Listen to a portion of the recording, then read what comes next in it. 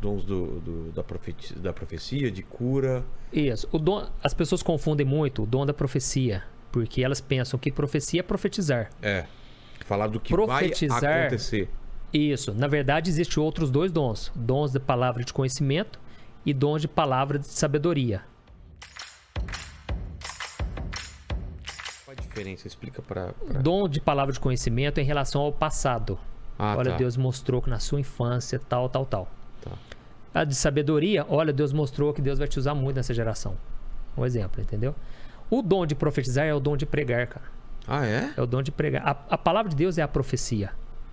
Entendeu? Só que é uma pregação que Deus te revela aquilo ali. É diferente do que você... vou pegar esse textinho que vou ler aqui e vou pregar. É algo que Deus, ele te dá, cara. Eu creio que Deus quer falar isso aqui. Você está profetizando. Mas tem que ter uma confirmação também. Ou não? Não, ele confirma no seu espírito. No seu coração, entendeu? Então, geralmente, né? Até mesmo a profecia hoje, quando Deus fala com alguém, geralmente já é algo que Deus já estava falando com a pessoa, apenas confirmou aquilo, entendeu? Tá. Então, não é uma coisa muito fora do que... Não é muito fora. Pode acontecer, lógico. Mas... geralmente Deus ele já vai tocando no seu coração. Quando Deus me chamou para ser pastor, como eu te disse, eu já estava tendo sonho, eu pregando. Eu já sentia o desejo, mas eu pensava, não é para mim. Então Deus confirmou isso sim, eu já estava colocando no seu coração, entendeu? Certa vez, quando Paulo estava no final da vida dele, ele se reuniu com os irmãos numa vigília de oração e um homem de Deus, ele disse assim, ele pegou um cinto, tirou um cinto, e ele amarrou as mãos de Paulo e os pés dele. Ele falou, olha, você vai ser amarrado. Deus me mostrou. Ele teve uma palavra de conhecimento ali. Perdão, de sabedoria. Algo que iria acontecer. E ele falou, você vai ser preso e o seu fim está chegando. Nossa. Os irmãos, assim, começaram a chorar. Não, o apóstolo Paulo é uma pessoa muito importante para nós. Paulo, na maior tranquilidade, ele falou, olha, Deus já estava falando comigo. Deus já estava me mostrando. O meu tempo está chegando. Por que vocês estão chorando? Entendeu? Então, tudo isso Deus faz para edificação.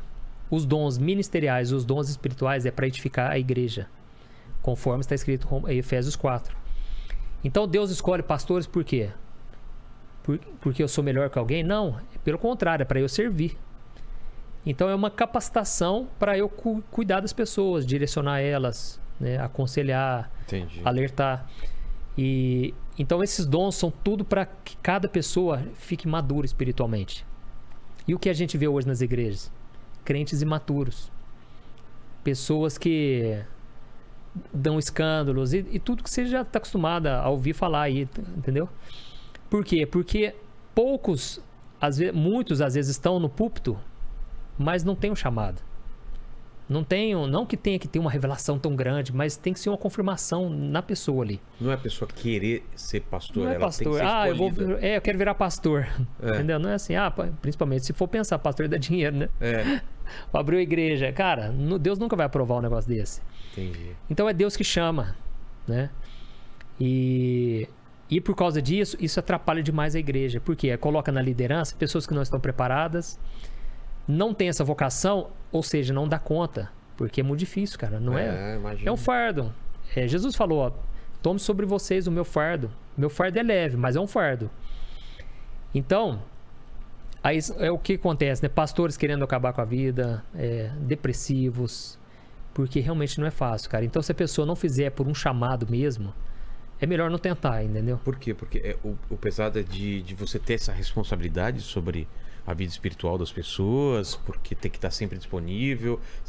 Na teoria você tem que estar bem, né? Se você está mal, como você vai cuidar dos outros? Né? Exatamente. Primeiramente, você tem que pensar o seguinte: eu já dou um testemunho bom, porque não é qualquer um que pode ser pastor, né? Você tem que ser uma pessoa.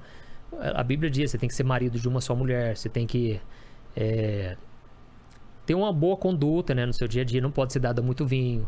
Então, você tem que buscar um conhecimento, você tem que estar preparado também para responder, né, as pessoas.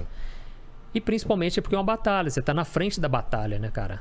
Então, você fala batalha espiritual mesmo. Espiritual, aí vem retaliação, né, cara? Às vezes você dá uma palavra, cara, você sai de lá acabado, né? Porque você se entregou totalmente ali. E ainda chega em casa, às vezes tem opressão à noite, E então o inimigo se levanta porque ele sabe que se um pastor cair, principalmente um pastor que Deus já está fazendo muita coisa ali no ministério dele, levam muita gente, né, cara?